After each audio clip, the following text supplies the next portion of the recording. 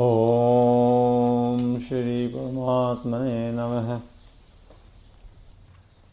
I would like to say something more about the question that was asked yesterday. The question was, is there any stage after enlightenment? I said both the things, yes and no. No in the sense that is the culmination of the path of effort. Enlightenment happens, liberation happens. Enlightenment many times is called as illumination also sometimes, somewhere. People have said illumination, the same thing. There is illumination insight, enlightenment insight.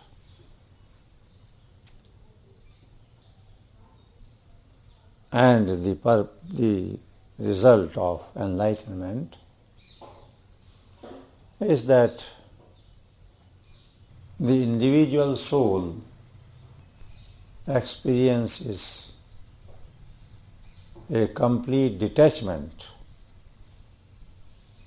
from all worldly attractions.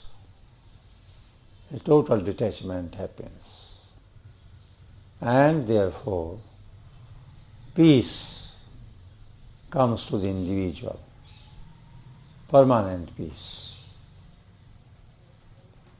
There is no possibility of any agitation, disharmony, or unhappiness after that.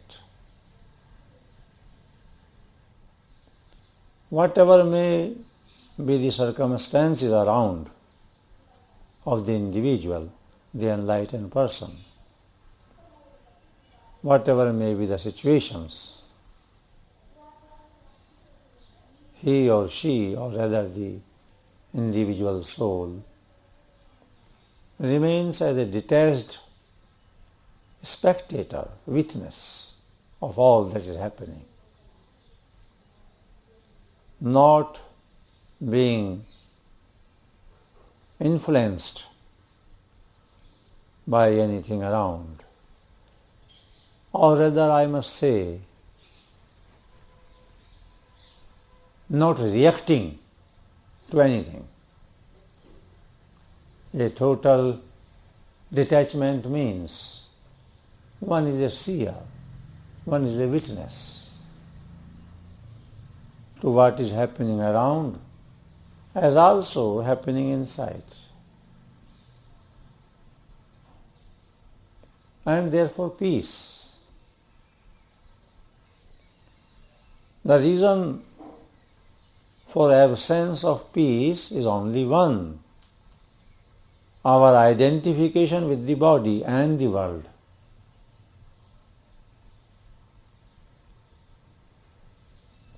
So far an individual feels attached to the world, to the body, to the material things, there cannot be peace. Because in the material world, change is the law. Every time things are changing. And when things are changing, there cannot be peace. So no arrangement that is made in the world can be permanent. And so far anything is not permanent, how can peace be there? After enlightenment, one finds one's own self as unborn and therefore undying, the truth, the existence as such.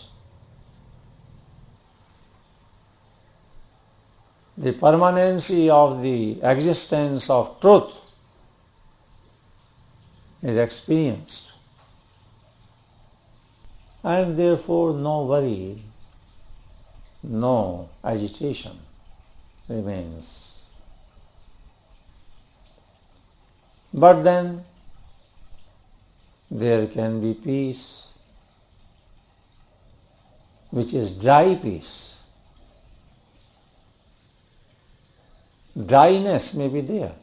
Detachment, yes, detachment. But dryness in life. Therefore I said this is not the last thing.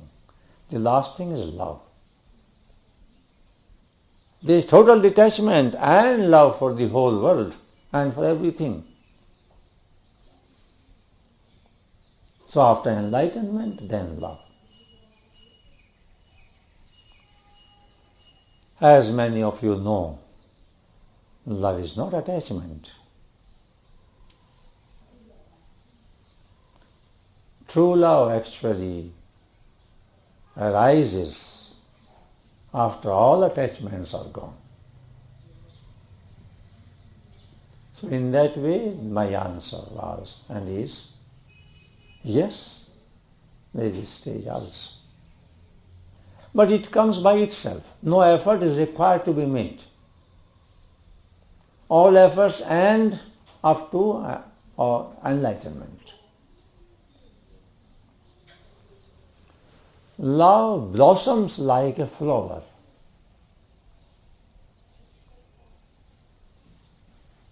A flower blossoms by itself. Before the flower blossoms, you do so many things. You sow the seed and the germination happens, and then the plant grows and you manure and you give water and you create safety conditions for the growth of the plant. Let not a cow or a goat eat it up like that. You do so many things. And when everything has been done, someday in the morning, oh, here's flower. For flower you did not do anything. It just comes.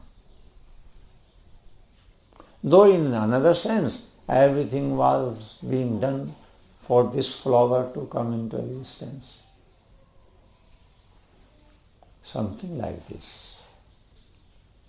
In the Bhagavad Gita, you will find at the end of every chapter the name of the chapter.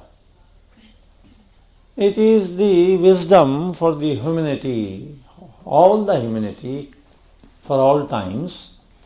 At the end of every chapter, there is in Sanskrit it is known as Pushpika. Pushpika means the last thing said. Here, yes, in Sanskrit also it is given, and the translation is given in English also. Just to clarify this question yesterday, Bhagavad Gita ends with love. It has in it liberation and enlightenment, everything, but the end is love. If you open the book and chapter where the last chapter 18th ends, the last verse, I read firstly in Sanskrit. After the verse, 78 verse, and after 78, the verse in Sanskrit I read, Om Dassatiti Srimad Bhagavad Gita Upanishadsu Brahma Vidyayam Yoga Shastri Shri Krishna Arjun Samvade Moksha Sannyasi Yogo Nam Ashtadasho Adhyaya hai. That is in Sanskrit. I read the translation now with you. Thus, in the Upanishad sung by the Lord, the science of Brahma, the scripture of yoga, the dialogue between Shri Krishna and Arjun ends the 18th chapter entitled The Yoga of Liberation through the Path of Knowledge and Self-Surrender. They have given this translation. What I wanted to point out, the last name is The Yoga of Liberation through the Path of Knowledge and Self-Surrender. Different saints and scholars have translated. If I translate, moksha sannyas yogo is the word in Sanskrit. Moksha means liberation. Sannyas means renunciation. Even the liberation has been renunciated. Even liberation has been thrown away. What to do with liberation? Liberation happened. Then in the end, liberation get away. Renunciation of liberation. Now a question arises. Even liberation has been thrown away, has been removed, has been renunciated, given up. Even liberation has been given up. What remains then after that? Love. Love remains. Somebody became liberated, that is detached. Right? Peace is there, full peace. But as I said, it may be dry peace, completely. One is peaceful, sitting. This wall is also peaceful, not creating any problem to anybody.